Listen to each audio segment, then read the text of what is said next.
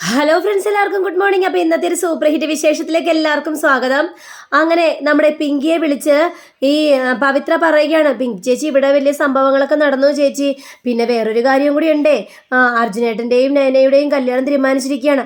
സുമംഗല അപ്പച്ചിയാ കല്യാണമെല്ലാം തീരുമാനിച്ചത്. ഇതെല്ലാം കേട്ട് കഴിഞ്ഞപ്പോഴേക്കുമേ ഞാനും എൻ്റെ അമ്മയും പച്ചവെള്ളം പോലും കുടിച്ചിട്ടില്ല. ഇത് കേട്ട് കഴിഞ്ഞപ്പോഴേക്കും നമ്മുടെ പിങ്കിക്ക് ഭയങ്കര സങ്കടം തോന്നുകയാണ്. താൻ ഇറങ്ങാൻ കാത്തിരുന്നല്ലേ, അപ്പോൾ ഇതെല്ലാം നടത്താൻ വേണ്ടി. അതേ പിങ്കി ചേച്ചി ഇറങ്ങാൻ വേണ്ടി കാത്തിരിക്കുകയായിരുന്നു. ഇവിടെ എല്ലാവരും കൂടി ഇതെല്ലാം തീരുമാനിക്കാനായിട്ടെന്നൊക്കെ പറഞ്ഞുകൊണ്ട് ഫോൺ വെക്കുകയാണ്. പക്ഷെ പവിത്രയ്ക്ക് ഇങ്ങനെ ഒരു കൊളുത്തി കൊടുത്തു കഴിഞ്ഞപ്പോഴേക്കും പവിത്രയ്ക്ക് ഭയങ്കര മനസ്സിന് വല്ലാത്തൊരു സന്തോഷം തോന്നുകയാണ്. പിന്നീട് കാണിക്കുന്ന നമ്മുടെ പിങ്കി എന്തൊക്കെയോ ഇങ്ങനെ ചിന്തിച്ചുകൊണ്ടിരിക്കുക. ആ സമയത്താണ് പിങ്കിയുടെ പപ്പ അങ്ങോട്ട് വരുന്നത്. മോളെ പിങ്കി, നീ എന്തെങ്കിലും ആലോചിച്ചോണ്ടിരിക്കുന്നത്? നീ കരഞ്ഞോ? ഇല്ലപ്പാ, ചുമ്മാ നുണ പറയേണ്ട ആവശ്യമൊന്നുമില്ല. കരഞ്ഞ് കണ്ണീരൊഴുക്കി കവിളിൽ നിറയെ കണ്ണീരിൻ്റെ പാട് ഉണങ്ങി പിടിച്ചിരിക്കുകയാണ്. അത് കണ്ട പിന്നെ പപ്പയ്ക്ക് അറിയില്ലേ?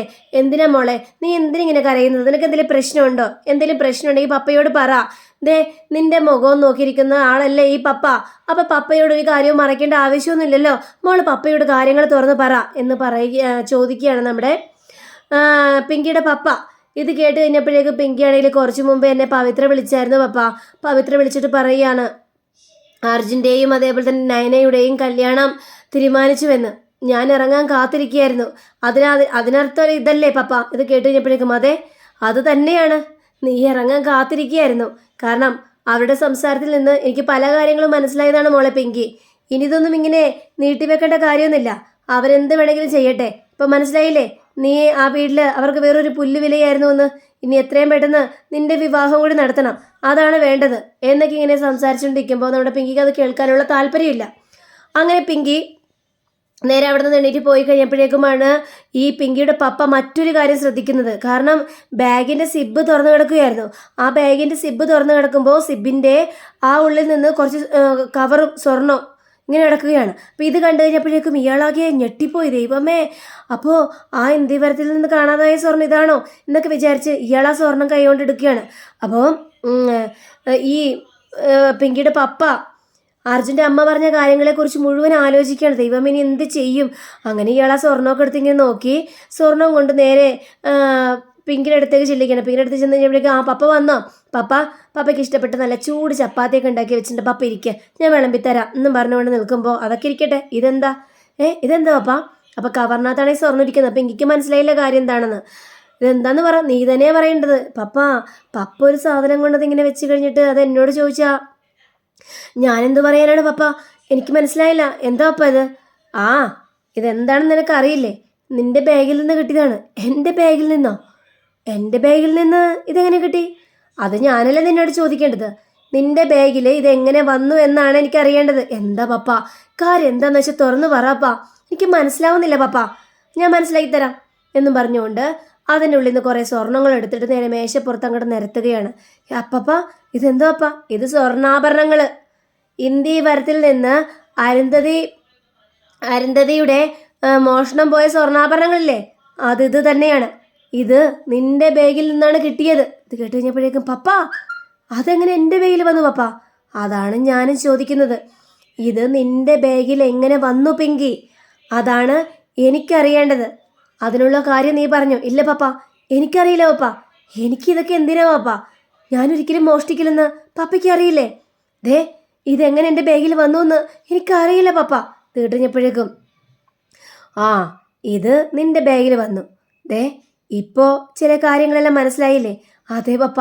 അപ്പം ഇത് പറയാൻ വേണ്ടി തന്നെയാണ് അർജുൻ ഇങ്ങോട്ട് വന്നത്. അതേ മോളെ, ഇത് പറയാൻ വേണ്ടി തന്നെയാണ് അർജുൻ വന്നത്. നിന്നെ ആരോ ട്രാപ്പിലാക്കിയിരിക്കുകയാണെന്ന് നമുക്ക് സൂചന തരാൻ വേണ്ടി. പക്ഷേ നമ്മൾ ആ ബാഗ് പോലും തുറന്നു നോക്കിയില്ല. ആ സമയത്ത് അർജുനോട് നമ്മൾ വളരെയേറെ മോശമായിട്ട് പെരുമാറി. പക്ഷേ പല പ്രാവശ്യം അവൻ പറയാനായിട്ട് ശ്രമിച്ചുകൊണ്ടിരുന്നു. പിങ്കിയുടെ ബാഗിൽ ആ സ്വർണ്ണം ഉണ്ടായിരിക്കും ഒന്ന് തുറന്നു നോക്കാനായിട്ട്. പക്ഷേ നമ്മൾ ആ സമയത്തൊന്ന് തുറന്നു നോക്കിയിരുന്നെങ്കിൽ കാര്യങ്ങളെല്ലാം നമുക്ക് ബോധ്യപ്പെട്ടായിരുന്നു മോളെ. പക്ഷേ അതൊന്നും നടന്നില്ലല്ലോ. അതെ പപ്പ, അർജുൻ്റെ വാക്കുകളൊന്നും കേട്ടാൽ മതിയായിരുന്നു. അതെ, ഈ നിമിഷം എനിക്കത് ബോധ്യമായി. നിന്നെ ഈ ഒരു വലിയൊരു ആപത്തിൽ നിന്ന് രക്ഷിക്കാൻ വേണ്ടിയാണ് അർജുൻ ഇവിടം വരെ വന്ന് നിന്നോട് ഈ കാര്യങ്ങളെല്ലാം അവതരിപ്പിച്ചത്. പക്ഷേ അവരെ ഞാൻ ഒരുപാട് അപമാനിച്ചു. നിന്റെ കഴുത്തിൽ കിടക്കുന്ന ആ പവിത്രമായ താലി പൊട്ടിച്ചെറിഞ്ഞ് അവൻ്റെ മുഖത്തേക്ക് ഞാൻ വലിച്ചെറിയുകയും ചെയ്തു. ഞാൻ എത്ര ക്രൂരമായ കാര്യങ്ങളാണ് അവനോട് ചെയ്തത്. അതൊന്നും ഇപ്പോൾ വേണ്ടായിരുന്നു എന്ന് എനിക്ക് തോന്നുകയാണ് മോളെ. ഇതൊക്കെ കേട്ട് കഴിഞ്ഞപ്പോഴേക്ക് പിങ്കിക്ക് സങ്കടം സഹിക്കാനായിട്ട് പറ്റില്ല. കാരണം അർജുൻ്റെ കാര്യത്തിൽ ഇത്രയും വലിയൊരു തെറ്റ് പറ്റിയല്ലോ എന്നൊക്കെ ആലോചിച്ച് കഴിഞ്ഞപ്പോഴേക്കും, എന്നാലും പപ്പ ആരായിരിക്കും എന്നെ ട്രാപ്പിലാക്കാൻ വേണ്ടി ഇങ്ങനൊരു പ്രവൃത്തി ചെയ്തത്? നിന്നെ അവിടെ നിന്ന് പുറത്താക്കാനാണോ എല്ലാവർക്കും ആഗ്രഹം? കരുതിക്കൂട്ടി തന്നെയാണ് മോളെ ഇത് ചെയ്തത്. നീ അവിടെ നിന്ന് ഇറങ്ങുമെന്ന് അറിഞ്ഞു കഴിഞ്ഞപ്പോഴേക്കും നിന്നെ ഒരു കള്ളിയാക്കണ്ടേ? ഇപ്പൊ കണ്ടില്ലേ, ഇന്ത്യവരത്തിന്റെ മുന്നിൽ നീ ഒരു കള്ളിയായി തീർന്നിരിക്കുകയാണ്. ഏതായാലും നാളെ തന്നെ പോയി അവരെ ഏൽപ്പിക്കണം എന്നൊക്കെ പറഞ്ഞുകൊണ്ടാണ് ഇയാൾ നിൽക്കുന്നത്. അങ്ങനെ പിറ്റേസ് രാവിലെ കഴിഞ്ഞപ്പോഴേക്കും നമ്മുടെ അരുന്ധതി ആകെ സങ്കടപ്പെട്ടിരിക്കുക. അപ്പോഴാണ് ലക്ഷ്മി ചായ ആയിട്ട് വരുന്നത്. അപ്പോൾ ഏട്ടത്തി ഇന്ന ചായയോ? എനിക്കൊരു ചായ വേണ്ട. ഞാനാകെ ടെൻഷൻ അടിച്ചിരിക്കുന്ന സമയത്താണ് അവളുടെ ഒരു ചായ. ദേ കൊണ്ടുകൊണ്ട് പോകുന്നുണ്ടോ? ആർക്കെങ്കിലും കൊണ്ട് കൊടുക്ക്, അല്ലെങ്കിൽ തലവഴി അങ്ങോട്ട് ഒഴിക്ക്. അതായിരിക്കും നല്ലത്. ചേട്ടൻ ഇങ്ങനെ പറയുന്നത്? ഞാൻ അതിനെന്ത് തെറ്റ് ചെയ്തു? ഞാനൊരു തെറ്റും ചെയ്തില്ലല്ലോ. എന്നിട്ടാണോ എന്നോട് ഇങ്ങനെ സംസാരിക്കുന്നത്? ദേ ലക്ഷ്മി, എൻ്റെ മുന്നിൽ നിന്ന് പോകുന്നുണ്ടോ? എനിക്കാകെ പ്രാന്ത് പിടിച്ചൊരു അവസ്ഥയിൽ നിൽക്കുകയാണ്. അപ്പോഴാണ് നമ്മുടെ ഗൗതവും അതേപോലെ തന്നെ നന്ദയും കൂടി വരുന്നത്. അപ്പം നന്ദ ചോദിക്കുകയാണ്, അമ്മായിക്ക് എന്ത് പറ്റിയോ? 2 എണ്ണം വന്നോ? ദേ ഇരിക്കുന്നു വലിയ IPS ഓഫീസർ. എന്നിട്ട് എന്തുണ്ട് പ്രയോജനം? വല്ല പ്രയോജനം ഉണ്ടോ? എന്താ അമ്മായിക്ക് എന്താ പറ്റിയത് എന്നൊക്കെ ചോദിച്ചു കഴിഞ്ഞപ്പോഴേക്കും, ഇനി എന്ത് പറ്റാനാണ്? എല്ലാം അവതാളത്തിലായില്ലേ. എൻ്റെ സ്വർണം പോയിട്ട് എത്ര ദിവസമായിന്നറിയാവോ? എന്നിട്ട് അത് ആരെങ്കിലും കണ്ടുപിടിച്ച് തന്നോ? ഇല്ലല്ലോ, ആരും കണ്ടുപിടിച്ച് തന്നില്ലല്ലോ. എന്നിട്ടിപ്പോൾ വിശേഷം ചോദിക്കാൻ വേണ്ടി വന്നിരിക്കുന്നു. കാണണ്ട, എനിക്ക് ആരെയും കാണണ്ട. നിങ്ങൾക്കൊരു കാര്യം അറിയോ? എൻ്റെ അമ്മായിയമ്മയില്ലേ, അമ്മായിയമ്മ എൻ്റെ സ്വപ്നത്തിൽ വന്നപ്പോൾ എനിക്ക് അമ്മായിയമ്മയുടെ അവസ്ഥ കണ്ടിട്ട് സഹിക്കാൻ പറ്റില്ല. കാരണം കഴുത്തിലും കാതിലും ഒന്നുമില്ലാതെ, ഒരാഭരണം പോലും ഇല്ലാതെ എന്നോട് വന്ന് ചോദിക്കുക, അരുന്ധതി നീ എല്ലാം നഷ്ടപ്പെടുത്തില്ലേ അരുന്ധതി? ഇങ്ങനെയൊക്കെ സംഭവിക്കാൻ പാടുണ്ടോ അരുന്ധതി എന്നാണ് എന്നോട് ചോദിച്ചത്. ഇത് കേട്ട് നമ്മുടെ ഗൗതമാണെങ്കിൽ, എന്താ ഇതൊക്കെ ഒരു സ്വപ്നമല്ല, ഇത് യാഥാർത്ഥ്യമാണ്. എനിക്കറിയാം ആ കാര്യങ്ങളെല്ലാം. ആ സ്വർണം നഷ്ടപ്പെട്ടതിൽ എൻ്റെ അമ്മായിയമ്മ ഒരുപാട് സങ്കടപ്പെടുന്നുണ്ട്. എനിക്കറിയാം കാര്യങ്ങൾ. അങ്ങനെയൊക്കെ സംസാരിക്കുമ്പോൾ നമ്മുടെ നയനയും അതേപോലെ തന്നെ അർജുൻ്റെ അമ്മയും കൂടി വരികയാണ്. അപ്പോൾ ഇങ്ങനെ ഓരോ കാര്യങ്ങൾ പറയുകയാണ്. അപ്പോഴാണ് പ്രഭുരാം വരുന്നത്. പ്രഭുരാമിനെ കണ്ടുകഴിഞ്ഞപ്പോഴേക്കും, പ്രഭുരാം. അപ്പോൾ അരുന്ധതി ഭയങ്കര സ്നേഹത്തോടെ ക്ഷണിച്ചിരുത്തുകയാണ്. ഞാനിവിടെ പ്രശ്നം ഉണ്ടാക്കാനോ എന്തെങ്കിലും സംസാരിക്കാൻ വേണ്ടി വന്നതല്ല, ചില കാര്യങ്ങൾ ഏൽപ്പിക്കാൻ വേണ്ടി ഞാനിവിടെ വന്നാണ്. എന്താ പ്രഭുരാം, എന്ത് കാര്യങ്ങൾ ഏൽപ്പിക്കാൻ വേണ്ടി? അതെ, ഇവിടുത്തേതായ ചില കാര്യങ്ങളെല്ലാം എന്നും പറഞ്ഞുകൊണ്ട് ആ സ്വർണ്ണം എടുത്ത് മേശപ്പുറത്ത് ഇങ്ങനെ നിരത്തി വെക്കുകയാണ്. ഇത് കണ്ട നമ്മുടെ അരുന്ധതിയാണെങ്കിലും ഞെട്ടിപ്പോയി. ദൈവമേ, ഇതെല്ലാം എൻ്റെ സ്വർണ്ണമല്ലേ? ഈ സ്വർണ്ണമെല്ലാം നിങ്ങൾക്ക് എവിടെ നിന്ന് കിട്ടി? എങ്ങനെയാണ് എന്നൊക്കെ ഇങ്ങനെ ചോദിക്കുകയാണ്. ഇത് കേട്ട് കഴിഞ്ഞപ്പോഴേക്ക് ഇത് പിങ്കിയുടെ ബാഗിൽ നിന്ന് കിട്ടിയതാണ്. അപ്പോൾ പിങ്കിയുടെ ബാഗിൽ നിന്ന് കിട്ടുന്ന കഴിഞ്ഞപ്പോഴേക്കും എല്ലാവരും ഞെട്ടിപ്പോയി. അപ്പോഴേക്കും ഈ സുമംഗല വന്നിട്ട്, ഞങ്ങൾക്കറിയായിരുന്നു പിങ്കി തന്നെയാണ് മോഷ്ടിച്ചതെന്ന്. അല്ല, പിങ്കി അല്ല ഇത് മോഷ്ടിച്ചത്. പിങ്കിയാണ് മോഷ്ടിച്ചതെങ്കിലേ എനിക്കിവിടെ കൊണ്ടുവരേണ്ട ആവശ്യമൊന്നുമില്ലായിരുന്നു. പിങ്കിയെ ട്രാപ്പിൽപ്പെടുത്താൻ വേണ്ടി ആരോ കളിച്ച കളിയാണ്. അത് പറയാൻ വേണ്ടി അർജുൻ വീട്ടിലേക്ക് വന്നായിരുന്നു. പക്ഷേ അവനെ ഞങ്ങൾ തെറ്റിദ്ധരിച്ചു. എന്നിട്ട് അവനെ ആട്ടി പുറത്താക്കിയാണ് ചെയ്തത്. അതല്ല, ഞങ്ങൾ അവനോട് ചെയ്ത ഏറ്റവും വലിയ തെറ്റ്. ഏതായാലും അർജുനോടൊന്ന് പറഞ്ഞേര്, ഒരുപാട് താങ്ക് യു ഉണ്ടെന്ന് ഒന്ന് പറഞ്ഞേരുന്നിങ്ങനെ രഘുരാം പറയുകയാണ്. അപ്പോൾ ഇത് കേട്ടുകഴിഞ്ഞപ്പോഴേക്ക് സുമംഗലയാണെങ്കിൽ, നിങ്ങൾ കൂടുതൽ അടവ് നടക്കേണ്ട ആവശ്യമൊന്നുമില്ല. സ്വർണ്ണങ്ങളെല്ലാം ഇവിടെ ഏൽപ്പിച്ചിട്ട് എന്നിട്ട് നിങ്ങളുടെ മകളെ പുണ്യവതിയാക്കാൻ വേണ്ടിയല്ലേ മിണ്ടിപ്പോകരുത്. നിങ്ങൾ കൂടുതൽ സംസാരിക്കാൻ നിൽക്കരുത്. അരുന്ധതി എന്ന് പറഞ്ഞ ഈ സ്ത്രീ നല്ലൊരു സത്യസന്ധമായ സ്ത്രീ ആയതുകൊണ്ട് മാത്രമാണ് ഞാൻ ഈ സ്വർണ്ണാഭരണങ്ങൾ ഇവിടെ കൊണ്ടുവന്ന് ഏൽപ്പിച്ചത്. വേറെ വല്ലാരുടെ ആയിരുന്നെങ്കിൽ ഒരുപക്ഷെ ഞാൻ കടലിലോ കായലോ വലിച്ചെറിഞ്ഞാനായിരുന്നു. പറഞ്ഞ മനസ്സിലായോ? അപ്പം അരുന്ധതിയാണെങ്കിൽ ഈ സുമംഗലയോട് പറയുകയാണ്, നിങ്ങളൊന്നും മിണ്ടാതിരിക്കും. നിങ്ങൾ എന്താ ഈ കാണിച്ചു കൂട്ടുന്നത്? ഇനി എനിക്കൊന്നും പറയാനില്ല. പക്ഷേ വേറൊരു കാര്യം നിങ്ങൾ ചിന്തിച്ചോ? പിങ്കിയെ എങ്ങനെ ട്രാപ്പിലാക്കാൻ ഈ കുടുംബത്തിൽ തന്നെ ഒരാളാണ് പ്ലാൻ ചെയ്തിരിക്കുന്നത്. പക്ഷെ അതേപോലെ തന്നെ നിങ്ങളെ എല്ലാവരെയും ഇനി അവൾ ട്രാപ്പിലാക്കാനായിട്ട് ഒരുമ്പിട്ടിറങ്ങും. അത് നിങ്ങൾ സൂക്ഷിച്ചോ. അപ്പം ഇത് കേട്ട സുമംഗലയാണെങ്കിൽ, 18-ാം അടവ് കഴിഞ്ഞു, ഇനി 19-ാം അടവ് കൊണ്ട് വന്നതായിരിക്കും.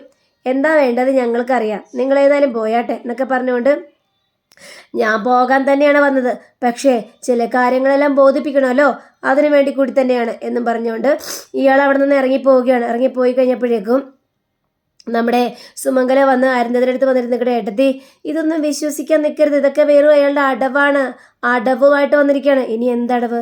എൻ്റെ സ്വർണം എനിക്ക് കിട്ടി, അത് കൊണ്ടുവന്നതേ അയാളാണ്, ഇനി അയാൾ എന്തടവ് പ്രയോഗിക്കാനാണ് ഇവിടെ? അതുകൊണ്ട് അയാൾക്ക് എന്ത് നേട്ടമാണുള്ളത് സുമംഗലെ?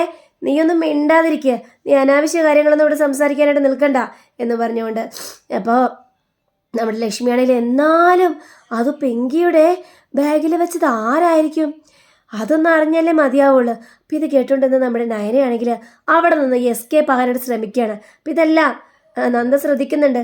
കുറച്ച് കഴിഞ്ഞപ്പോഴേക്കും നന്ദയും അതേപോലെ തന്നെ ഗൗതമും കൂടി ഒരു റൂമിൽ പോയിരുന്ന് കാര്യങ്ങളെല്ലാം സംസാരിക്കുകയാണ്.